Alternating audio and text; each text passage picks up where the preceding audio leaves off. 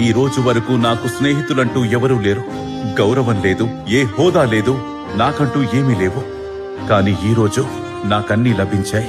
ఈనాటి నుండి నా ఈ జీవితం మీదే యువరాజా. ఇప్పుడు నాకన్నీ నువ్వే కర్ణ. ఇది నిజంగా నా అదృష్టం. ఎందుకంటే నా స్నేహితుడు, సహచరుడు, సోదరుడు, శ్రేయోభిలాషి అన్నీ ఎప్పుడూ నీవే దుర్యోధన. కేవలం నీవే.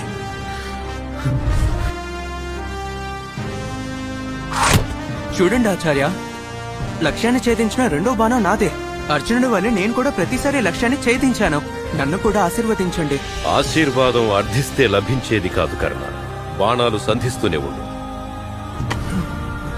ఆచార్యుని మనసులో ఒక్కడే శిష్యుడున్నాడు కర్ణ, అర్జునుడు. తనతో పోటీ పడాలంటే సమానంగా ఉంటే చాలదు, తనకు మించిన ధనుర్ధారివి కావాలి. నేను అర్జునుడి కంటే గొప్ప ధనుర్ధారినవుతాను. నేను ఎలా అయినా బ్రహ్మాస్త్ర జ్ఞానాన్ని పొందే తీరుతాను. అది గురువు ద్రోణుడి నుండైనా ఇంకెవ్వరి నుండైనా.